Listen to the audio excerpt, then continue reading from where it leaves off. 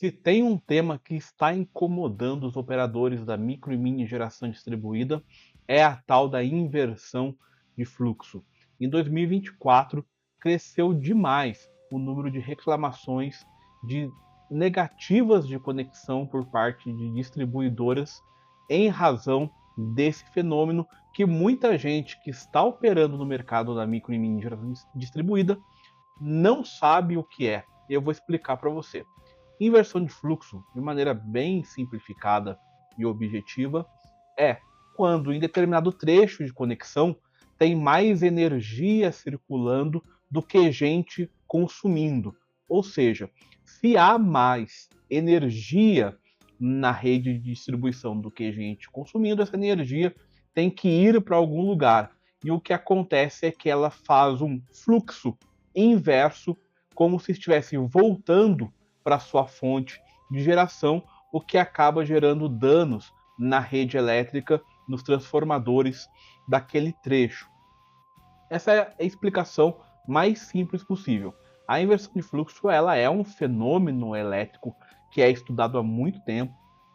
Para preparar esse papo aqui com vocês, eu li vários artigos e pesquisas científicas sobre o tema, e desde 2013, 14, 15 existem artigos em diversas universidades falando sobre o tema e vinculando a inversão de fluxo ao aumento da geração distribuída, e olha que é muito antes do marco da MMGD e desse momento que nós temos hoje um crescimento gigante desse mercado. Então, essa explicação é a básica para você entender o porquê que a distribuidora nega a tua conexão ou pode negar a tua conexão. Ela está dizendo, quando fala da inversão de fluxo, que está a partir da tua fonte de geração ou do circuito, né, do conjunto de fontes de geração naquele circuito, tem mais energia na rede do que gente consumindo, e essa sobra ela é um grande problema. Bom, o que nós temos nesse cenário é que não necessariamente existe esse excesso de energia. Tenho ouvido muito se falar hoje de que essa negativa das distribuidoras é muito mais uma tentativa de frear o avanço da micro e da mini geração distribuída do que efetivamente o problema técnico da inversão de fluxo. Mas, sem entrar nessa discussão que seria um pouco mais política do que técnica, eu vou ajudar você com um manual de instruções, literalmente um manual de instruções de como você pode entender a situação da inversão de fluxo no teu projeto e aquilo que você pode fazer caso haja a negativa de conexão por esse motivo. Bom, vamos lá. Aqui eu estou te apresentando um manual de instruções da ANEEL, que literalmente é um regramento que deve ser seguido obrigatoriamente pela distribuidora na análise da inversão de fluxo. E eu já vou resumir para você os pontos principais. A distribuidora ela tem que fazer um estudo da inversão de fluxo pensando na tua conexão, ou seja, não pode ser uma negativa genérica, um argumento genérico de que simplesmente existe inversão de fluxo e que você não pode se conectar. Ela tem que prover um estudo considerando o teu pedido de conexão, primeiro, e segundo, ela tem que apresentar alternativas para a solução dessa inversão de fluxo. E as alternativas não são apenas aquela alternativa que você muitas vezes encontra aí na tua operação, que é a negativa pura e simples de conexão ou a determinação de redução permanente da tua potência injetada. Ou seja, você planejou em uma usina de 75 kW e a distribuidora te diz que você só vai poder operar como se ela fosse uma usina de 50 kW, e ao invés de injetar 10, 12 kWh mês, você vai injetar metade disso para poder não submeter a rede à inversão de fluxo. Então essas duas alternativas, a redução da injeção e a negativa de conexão, ou seja, não injetar nada, não são as únicas opções, e é isso que eu vou falar com você.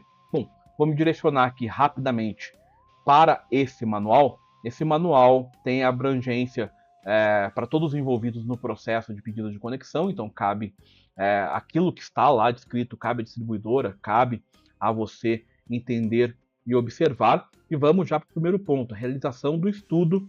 E o manual é claro, os estudos de inversão de fluxo são obrigatórios nas situações em que a conexão nova ou o aumento de potência injetada de microgeração ou mini geração distribuída impliquem inversão de fluxo de potência no posto de transformação da distribuidora ou no disjuntor do alimentador, conforme o artigo 73, parágrafo 1º da Resolução Normativa número 1000 de 2021, inclusive nos casos em que a inversão de fluxo já é existente.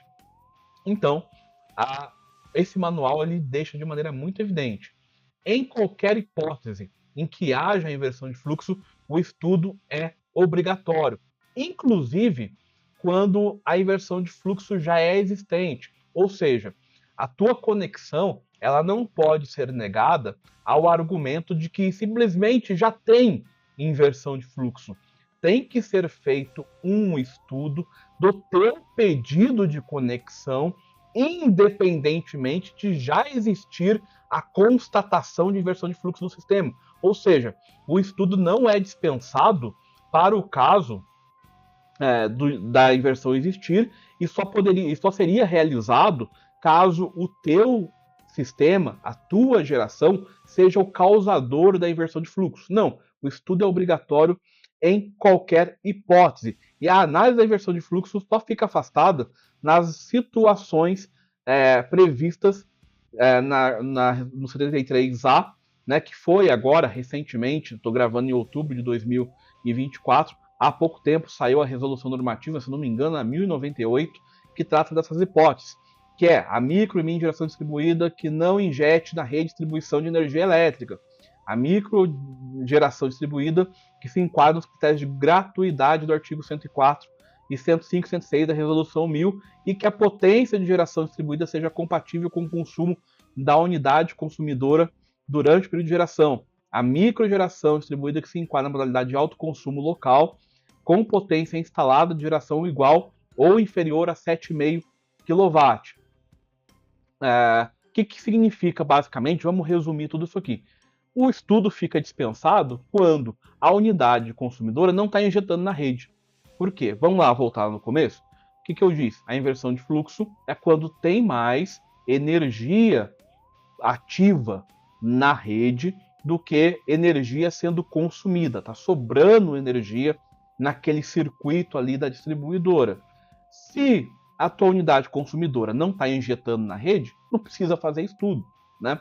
E aí lá no artigo, lógico, a ideia dessa resolução 1098 e, portanto, dessa inclusão do artigo 73A na resolução normativa é que a distribuidora, nessas hipóteses, não pode negar a inversão de fluxo, porque a unidade que não está injetando não vai interferir na rede com a injeção de fluxo, com a inversão de fluxo. Essa é a lógica, meio a obviedade que infelizmente precisa ser dito. Se você não está impactando a rede, por que você vai ter vedação da tua unidade, né, geradora / consumidora se você está gerando energia e consumindo imediatamente, por exemplo, não está injetando na rede? Não faz sentido, mas se isso precisou ser dito é porque muitas unidades consumidoras que não estavam injetando na rede estavam tendo negativas de conexão sob o argumento de inversão de fluxo, ainda que não estivessem contribuindo para a inversão de fluxo, ainda que não estivessem injetando na rede.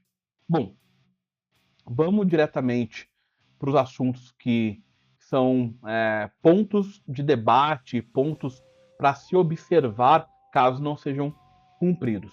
A apresentação desse estudo ele tem uma forma de ser apresentado que deve ser respeitada. E isso é importante dizer, porque muitas vezes essa forma de apresentação não é respeitada e isso dá motivo para os recursos que a gente vai conversar daqui a pouco.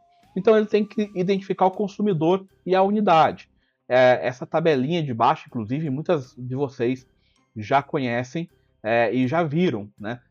Vem o nome, RG, CPF, dados da unidade consumidora, dados técnicos da unidade. Então, são informações básicas que devem constar e acreditem, às vezes você não identifica. O importante, demonstração da inversão de fluxo. A análise da inversão de fluxo, ela obrigatoriamente tem que ser apresentada demonstrando que existe essa bendita dessa inversão. E a análise deve ser apresentada de maneira muito específica. Veja o item 7.1.2, que a análise da distribuidora deve ser apresentada de hora em hora para dia útil, sábado e domingo, considerando a caracterização da carga e das redes do módulo 2 do Prodisp. Ou seja, não é uma análise superficial, como muitas vezes a gente encontra aí no mercado. Ela tem que ser detalhada, inclusive apontando variações de sazonalidade, apontando variações específicas daquele ponto de conexão, daquele trecho onde a inversão está sendo analisada. A análise da distribuidora, ela deve ser baseada em medições do ponto de transformação da distribuidora no disjuntor ou alimentador e a previsão de injeção de potência dos empreendimentos em processo de conexão com contrato assinado ou com orçamento válido aprovado na data de elaboração do estudo. O que significa isso? A distribuidora, quando ela faz essa análise, não é só da tua conexão, do teu pedido de conexão.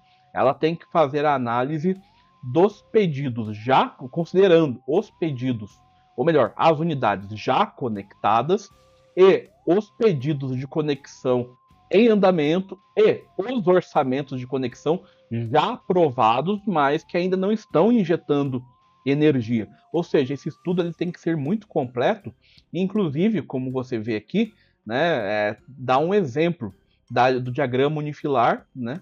Melhor, dá um diagrama aqui do mapinha do estudo demonstrando, aqui não tem as legendas, né, de o que cada cor representa, o azul, o rosa, o verde, mas cada um provavelmente representa as unidades consumidoras já conectadas, as que estão em processo de conexão, identifica o teu pedido de conexão dentro desse exemplo dessa malha, tem que apresentar diagrama, enfim, tem que demonstrar que o posto transformador e o alimentador de análise tem a sua identificação possibilitada na base de dados geográfica da distribuidora.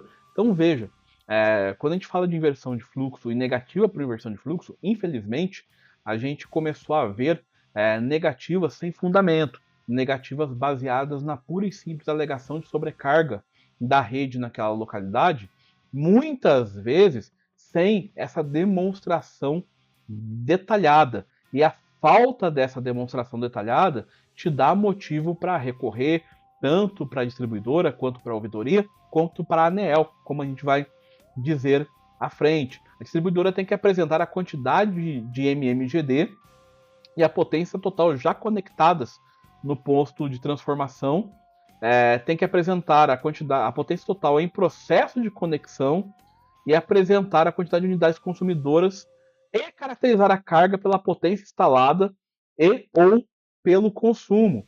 Ainda deve indicar, nesse ponto, a distribuidora tem que dizer, como eu posso dizer, demonstrar a densidade de conexões naquela região, né? Tem que demonstrar. E aí o manual de instruções ele se repete e a gente também vai se repetindo um pouco nesse sentido. A distribuidora ela tem que demonstrar efetivamente qual que é a realidade daquela malha de conexão, daquele trecho de conexão, tá? Apontando efetivamente a realidade concreta entre conexões já operando, conexões em processo de operação, pedidos pendentes e consumo nessa malha. E efetivamente, posso dizer com certeza, muitas vezes isso não é feito. E a distribuidora ela deve indicar ainda se já existe conexão de fluxo no sistema, inversão de fluxo no sistema em análise, bem como qual o efeito que a nova conexão vai trazer, ou se a conexão da unidade consumidora MMGD pretendida é a que causará a inversão de fluxo. Então veja como o manual ele é bastante preciso. A distribuidora precisa demonstrar para você, olha, nesse local de conexão aqui, já tem inversão de fluxo e a gente está tomando as providências X, Y e Z para mitigar essa inversão de fluxo. Tem que demonstrar se é a tua unidade consumidora que, se conectada, vai dar causa à inversão de fluxo. E essa pequena diferença do já existe inversão de fluxo ou a inversão de fluxo vai ser causada por você, faz uma baita diferença lá na hora de você se defender no caso de negativa. Tem que serem apresentados gráficos também para demonstrar a inversão de fluxo. E aqui tem exemplos de gráficos, aí vocês que estão assistindo, que são da engenharia, provavelmente já vão conseguir fazer a identificação do que significam cada um desses gráficos, como não é aqui a nossa pretensão falar sobre números e dados técnicos, mas sobre a normativa. Vamos passar por aqui, mas provavelmente vocês já conhecem esses dados, esses gráficos e o que eles significam e como interpretá-los. Portanto, aqui quando a gente chega nesse ponto,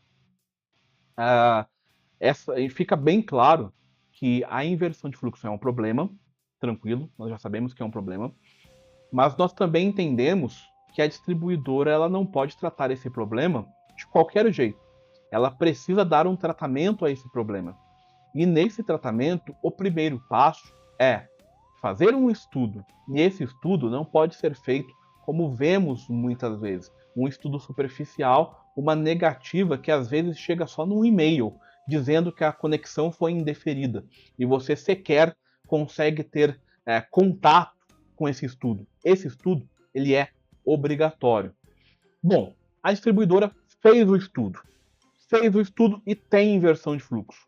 Você, com o teu time de engenharia, avaliou e chegou na conclusão que, bom, pode ser que realmente exista essa inversão de fluxo, porque é importante a tua equipe aí rodar simulações e ter capacitação para avaliar e confrontar o laudo técnico, né, o estudo técnico da distribuidora. Mas vamos lá, superando o estudo, tem inversão de fluxo. O que nós fazemos? Bom, a distribuidora ela não pode simplesmente negar, e é isso que tem deixado todos os envolvidos nesse processo muito irritados. A distribuidora apresenta simplesmente tem inversão de fluxo, conexão negada, e não respeita as alternativas que estão previstas na Resolução Normativa número 1000 e que esse manual de instruções ajuda a gente a entender esse escalonamento das soluções possíveis e viáveis de serem aplicadas. Primeira solução, reconfiguração dos circuitos de remanejamento de carga, que é avaliar a possibilidade de reconfiguração do sistema de distribuição de baixa, média ou alta tensão, quer seja por meio de execução de obras ou realização de manobras. E caso a opção seja viável, a distribuidora não precisa incluir no orçamento do estudo de inversão de fluxo, apresentando o orçamento de conexão com as obras necessárias. O que a gente está vendo aqui? Existe inversão de fluxo, a possibilidade de inversão de fluxo. Qual é o papel da distribuidora? Dizer quais são as manobras possíveis para evitar essa inversão de fluxo e não simplesmente negar a tua conexão, dizendo se conectar vai dar inversão de fluxo ou vai piorar a inversão que a gente está lidando. Não, ela tem que apresentar soluções e incluir no orçamento de conexão o custo dessas obras. E aí a gente já sabe que tem algumas obras que a responsabilidade pode ser atribuída ao consumidor que pretende a conexão, outras que a distribuidora assume a responsabilidade, ou outras que o consumidor vai participar de uma parte dessa despesa. E aí cada caso é um caso, mas veja que é uma solução diferente da negativa de conexão. Segunda possibilidade, definição de outro circuito para conexão da geração distribuída. A distribuidora ela deve analisar a possibilidade de a conexão ser realizada por meio de outro circuito elétrico, ainda que não seja a opção mais próxima observadas as condições. Seja mantida a localização informada, seja mantido o nível de tensão de conexão previsto no artigo 23. Ou seja, bom, é autoexplicativo.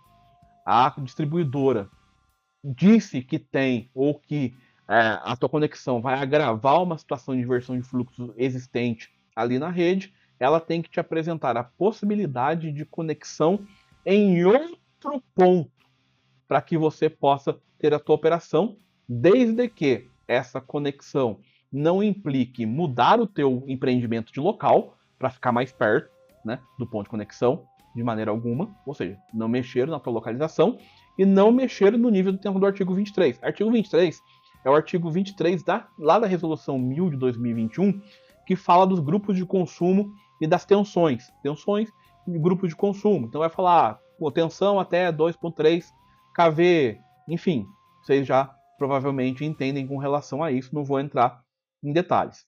Conexão em nível de tensão superior ao disposto no artigo 23 do inciso 1 da Resolução Normativa número 1000, né, que é avaliar a possibilidade de conexão em nível superior. Ou seja, o que é conexão em nível superior? No artigo 23, como diz, fala dos níveis de tensão e dos grupos. Então, grupo P, nível de conexão de X a Y, nível de tensão de X a Y, menor que X. Grupo A, nível de tensão de tanto a tanto. Enfim, é o que está lá no artigo 23, também não vou entrar em detalhes. Essa possibilidade seria, e aí eu desconheço realmente a viabilidade técnica e o time de engenharia que vai dizer se é viável, se não é, etc. Mas o que a resolução diz é, vamos conectar a tua usina, ela está na baixa tensão, vamos conectar ela na média tensão. Porque se ela na baixa tensão ela está dando inversão de fluxo, mas na média não vai dar.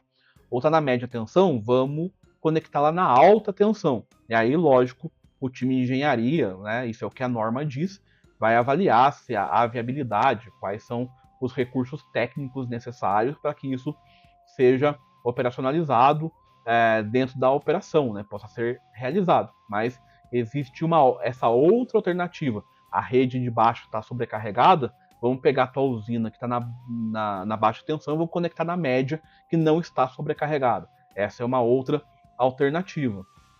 Aí a gente chega na solução que a gente não gosta muito, que é a redução da potência injetável de forma permanente. Indo bem direto, você projetou a usina para 75 kWh, né, uma usina de 75, que vai injetar aí, me corrijam depois se eu estiver enganado, 10, 12, estou falando 14 kWh mês, é isso, 14 mil, né, 10 a 14 mil kWh mês, dependendo da localidade, das condições, enfim. E te dizer que assim, ó, você só vai poder injetar 6 mil kWh mês. Não vai dar para injetar 14 mil que você projetou, vai injetar menos. Então vamos fazer conta redonda, 50%, né? 10 mil kWh mês, só vai poder injetar 5 mil kWh mês. Então você fez uma previsão de retorno sobre investimento de tanto tempo, vai ser o dobro. Você fez uma previsão de lucro mensal com essa operação de tanto, vai ser metade, né? E aí não é uma opção que a gente gosta muito. Lá na GD, né, na geração distribuída maior, né, a gente tem essa questão do curtailment, né, que é justamente cortar a potência injetada, e lá na GD, né, GD que vai para o mercado livre de energia e tal, o curtailment tem até uma questão de cálculo para remuneração, tem uma estrutura um pouco diferente, que também é prejudicial, é um baita problema do mesmo jeito, mas na GD até é pior, porque se você não na MMGD, teu sistema você não pode injetar tudo. O que vai acontecer com o resto? Você vai perder, a não ser que a gente fale de armazenamento como daqui a pouco. Enfim, é uma solução que a gente não quer, mas que é uma solução a negativa. E aí eu falei, né, num corte de 50%. Eventualmente esse corte é muito inferior, pode ser muito inferior de acordo com o estudo, então você projetou uma usina para injetar 10 mil kWh mês, mas vai ter que injetar 9 mil. Aí é melhor injetar 9 mil que zero. E aí você vai avaliar no teu projeto, na tua realidade, o que é melhor para você, o que é bom, o que é ruim, na tua realidade aí, com o teu time de engenharia, com o teu time jurídico, para ver o que pode ser feito. Mas essa é uma solução ainda, e veja bem, novamente, estamos falando de alternativas à negativa imediata da conexão. Então seria a redução. Inclusive tem cálculo aqui para ser feito. Enfim, tem uma regra, não vou entrar nesses detalhes todos do regramento, porque a gente quer falar aqui das soluções possíveis. E na regra a gente tem, inclusive, cálculo para ser realizado, como você pode verificar aqui do manual. Não vou entrar nesse detalhe aqui para fins desse vídeo. E a outra solução, a redução da potência injetável em dias e horários pré-estabelecidos ou de forma dinâmica. É mais ou menos a mesma coisa, que é muito parecido. Não, é diferente. Numa você vai reduzir em definitivo a tua potência injetável. Você planejou uma usina de 75, na prática vai ter uma usina de 50. E no outro você continua com a sua usina de 75, mas você vai ter que cuidar, né, para injetar um limite máximo em determinados postos horários, de acordo com definições da distribuidora. O que é trabalhoso, porque aí, novamente, é o teu time de engenharia que vai dizer para você se você vai conseguir ou não. Nos projetos pequenos, normalmente não tem essa condição de fazer esse escalonamento, de fazer essa injeção escalonada. O que a gente tem a partir disso é com o que eu conheço, lógico, nossa parte que é jurídica e não técnica, mas é os sistemas de armazenamento. Você tem esse controle a partir de sistemas de armazenamento. Sem os sistemas de armazenamento, não conheço as tecnologias disponíveis para fazer esse escalonamento da injeção, para que você possa injetar ao longo do dia, de acordo com normas da distribuidora, quantidades diferentes de energia, mas essa é uma solução apresentada pela distribuidora, pela ANEEL, para que a distribuidora te apresente, e aí o arcabouço técnico para que isso seja operacionalizado vai depender aí de decisões operacionais. Não vamos entrar aqui nos dispositivos que podem ou não fazer isso, se existem, se custam caro ou não, se podem ser realizados ou não. É alternativa, tá? E alternativas adicionais avaliadas, ou seja, esse último tópico diz mais ou menos assim, ó, tem tudo isso aqui que a gente está dando de dica que você pode avaliar, você pode encontrar outras alternativas além dessas que estão descritas aqui nesse manual. É isso. Quais alternativas? Não sei, mas são alternativas possíveis e viáveis que sejam avaliadas, e aí cabe ao teu time técnico, né, ter capacidade, ter expertise para poder te dar opções, né, e se você não tiver o time técnico, você ser o teu time técnico, mas aí também o estudo com relação às opções de alternativas à inversão de fluxo, porque é um assunto bastante importante. E esse estudo e essa análise de viabilidade tem que ser apresentado assim para você de uma forma resumida, apresentar esse resumo de forma clara de qual alternativa foi adotada, se ela é viável ou não, o orçamento de obra, a participação financeira, ou seja, quanto vai custar para aplicar essa alternativa, qual a tua participação financeira nisso, e qual a potência da MMGD que vai poder ser injetada, que eventualmente é aquela que você requereu, ou eventualmente é uma potência menor do que a que você requereu, e aí vai caber discutir se essa decisão da distribuidora foi uma decisão correta ou não. Pois bem, feito isso, temos um cenário claro. Inversão de fluxo é quando tem mais energia na rede do que gente consumindo naquele trecho. A energia sobrando, ela tem que ir para algum lugar, ela acaba voltando para o transformador e causando danos. Resumo de inversão de fluxo. A distribuidora, ela tem que te apresentar um estudo, e esse estudo tem que ser completo, apresentando diagramas, mapas, informações, dados, não só com relação ao impacto do teu projeto na inversão de fluxo daquele sistema, mas também apresentando o cenário existente com outros projetos conectados na mesma região e qual o impacto desses, inclusive apresentando para você o impacto dos projetos em fase de conexão dentro do sistema, de maneira que você possa ter clareza absoluta sobre a existência ou não de inversão de fluxo naquele sistema, qual o impacto do teu projeto e a partir daí poder tomar decisões. Apresentado esse estudo, a distribuidora ela não pode rejeitar a tua conexão pura e simplesmente. Ela precisa apresentar alternativas, que são essas alternativas que eu trouxe para você. Desde conectar em outro ponto de conexão, realizar obras de reforço da rede, até reduzir de forma permanente a tua injeção, ou ainda determinar que você possa injetar a energia da tua usina em níveis diferentes ao longo do dia, de acordo com critérios pré-estabelecidos. Todas essas são soluções diferentes da negativa pura e simples, ok? Mas aí, tive a negativa, com estudo, sem estudo, com alternativa, sem alternativa, quais são os passos? Simples. Recurso para a própria distribuidora. No próprio documento que nega a tua conexão, a distribuidora é obrigada a apresentar prazo desse recurso, né? E indicar para você também o meio de protocolo desse recurso. Se é dentro da plataforma do sistema, se é por e-mail, se é presencialmente em papel na distribuidora, cada caso vai ter um caso, não vou generalizar aqui para ser mais objetivo com você.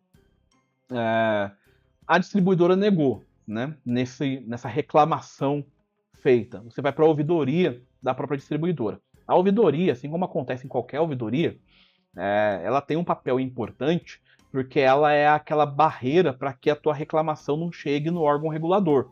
Então, quando você vai para a ouvidoria do plano de saúde, eles tentam resolver o problema para você não ir se queixar na ANS.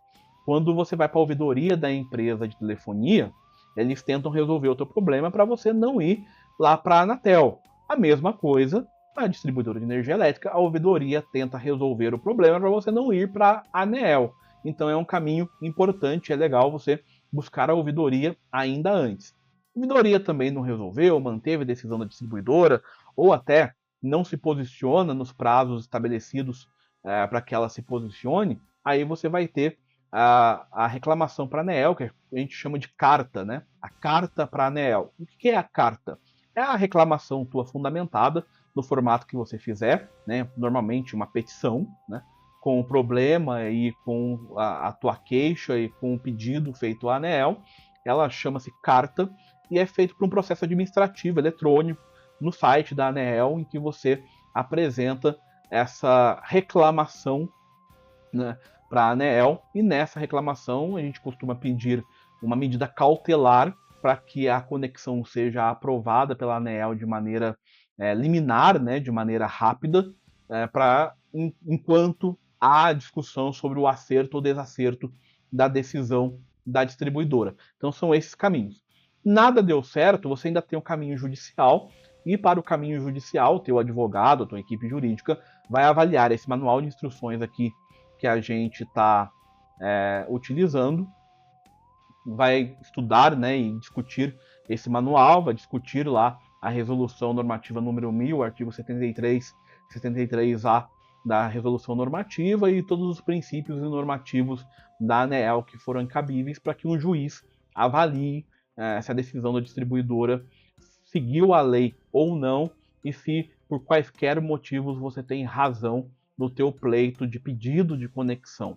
Bom, esses são os caminhos. Duas coisas para a gente finalizar. Primeiro, uma solução muito importante que tem sido bastante debatida é o armazenamento. Você ter bateria junto à tua usina, junto ao teu projeto, vai fazer diferença para que você possa resolver esse problema. Porque com bateria, ainda que você tenha uma limitação da injeção de potência em determinados horários, você não está perdendo essa energia. Você está armazenando essa energia para poder, na prática, né, para poder, vamos falar de solar, né, você está armazenando o excedente dessa energia durante o dia para injetar à noite. Então você não precisaria injetar toda a tua potência durante o período de sol, né? Você poderia guardar energia para apresentar e para poder. O cachorro latiu aqui, ó. Até perdi o raciocínio. Mas você vai poder, né, no sistema de armazenamento, guardar energia para injetar essa energia fora do horário. E eventualmente resolve o problema, já que no teu sistema, para você gerar, né, os, digamos, 10 mil kWh mês que você pretende injetar, você tem que fazer isso durante o período de sol, né? Depois do período que o sistema não está gerando mais, não vai injetar. E aí o armazenamento ajuda, e o armazenamento ajuda também no equilíbrio da rede, tem outros benefícios técnicos. Então é legal você pensar nos tais sistemas híbridos, né? Seja com os inversores e sistemas menores que já têm baterias acopladas, seja realmente com baterias de porte maior acoplados à tua usina, para que você possa fazer uma gestão melhor da injeção de energia.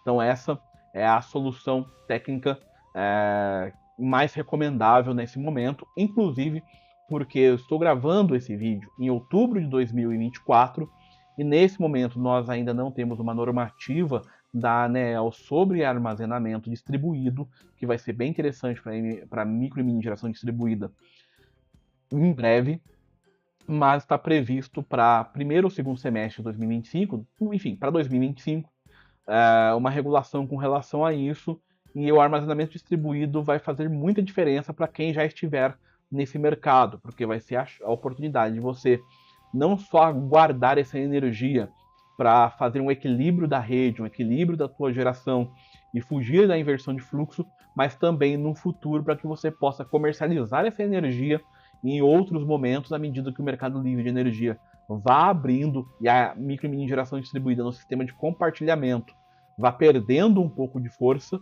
para o mercado livre de energia, que, como eu disse já, não nesse vídeo, mas lá no Instagram, inclusive acompanhem lá, direito.d.energia, o mercado livre de energia ele não vai ferrar, não vai prejudicar, acabar com a GD.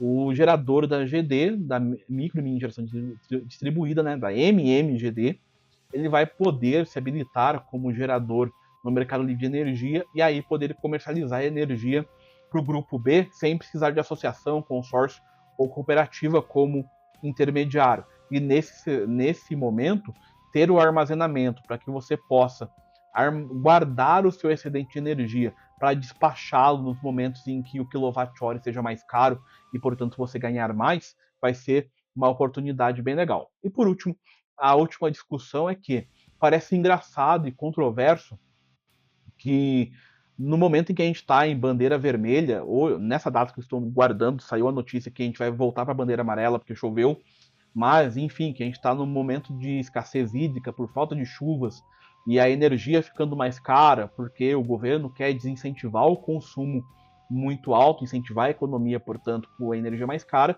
e porque as termoelétricas foram acionadas para dar conta da nossa demanda de energia, e a termoelétrica tem o custo do quilowatt-hora, custo de operação mais caro. Parece controverso falar de excesso de energia na rede que não está sendo consumida num país em que a gente está falando de escassez de energia por falta de chuvas, já que a nossa matriz mais importante é a hídrica. Bom, acho legal fazer esse debate porque não podemos ignorar que a inversão de fluxo é um problema real, né? Pode acontecer a inversão de fluxo e ele é um problema real que vem sendo estudado há muito tempo, desde o avanço da geração distribuída, então ela é um problema. Não adianta a gente fingir que não é, tá? Eu vejo muito discurso por aí fazendo de conta que a inversão de fluxo é uma fantasia da distribuidora, e não é. É um problema real. Contudo, de fato, é contraditório esse grande número de negativas de inversão de fluxo, ou seja, de excesso de energia na rede, ao mesmo tempo em que a gente está pagando mais caro a energia por falta de energia. Isso demanda da gente cobrar os governos federal, estadual, cada um na tua região, aí para que de qualquer forma seja adotada a solução, uma das soluções, né, que se adotou na Alemanha, que é um país onde a GD, né, geração descentralizada, ela teve um avanço muito expressivo nos últimos anos, nos últimos bons anos, inclusive, que a história lá já é bem mais antiga, que é o reforço da rede de distribuição e transmissão, né? Sem o reforço da rede de distribuição, a gente vai continuar tendo problema, porque de fato, em locais com menos infraestrutura, mas em que haja um interesse maior de implantação de projetos, vai acabar existindo um excesso de energia naquele trecho, apesar do país estar com uma escassez de energia a justificar a bandeira 2, entende? Então, mais do que problemas pontuais e discussões com a distribuidora X ou Y, a gente precisa realmente gerar um debate mais amplo para cobrar, né, o reforço das redes de distribuição e transmissão para que o avanço da GD seja um avanço sustentável. Lembrando que o avanço da MMGD não é um avanço porque o mercado assim quis, porque houve um grande interesse da sociedade em tratar de fontes sustentáveis e mudar o planeta. A gente não sabe se foi isso. É porque os incentivos fiscais do governo fez com que fosse uma operação lucrativa e vantajosa, e é por isso que você que acompanhou até aqui, está me acompanhando até aqui, está investindo, está trabalhando com o GD, porque virou um mercado lucrativo, e esse lucro está atrelado ao incentivo. Só houve esse avanço porque o governo federal efetivamente incentivou e está incentivando muito essas fontes por meio de incentivos fiscais e uma série de vantagens que fazem com que, apesar do tal do fio B, apesar de algumas questões, ainda assim nós estamos num avanço incentivado. Portanto, se o governo está incentivando o avanço da MMGD, do uso das fontes renováveis, é controverso que esse avanço seja incentivado numa ponta e cortado na outra ponta, porque o país não tem suporte na sua rede de distribuição para segurar esse avanço. Uma coisa não combina com a outra. E aí a gente tem que cobrar quem tem a obrigação de resolver esse problema, que é o governo, porque as distribuidoras, aí, longe de querer defender distribuidora, eu quero que as distribuidoras todas se lasquem, pra falar a verdade, né? O que elas prejudicam. A GD, ultimamente, que é o meio que eu mais trabalho, não está escrito, mas, de fato, os contratos de concessões, eles eventualmente não previram os reforços de rede para beneficiar a geração descentralizada em qualquer âmbito. Portanto, a distribuidora ela não tem uma obrigação contratual de fazer esse reforço porque quer. Esse reforço ele precisa ser imposto pelo governo e essa imposição vai demandar uma revisão dos contratos dessas distribuidoras para que haja o equilíbrio econômico-financeiro dos contratos. E é assim que a lei funciona. E enquanto a gente tiver esse limbo jurídico, a gente tem que se virar com o que dá. Bom, é isso. Se você acompanhou até aqui, curta, compartilhe, siga aqui o nosso canal. Vai lá no Instagram, direito.d.energia, porque lá, quase todo dia, eu falo sobre esses assuntos nos stories, nas postagens, nos reels, e a gente aprofunda um pouco mais o debate, tá ok? Valeu!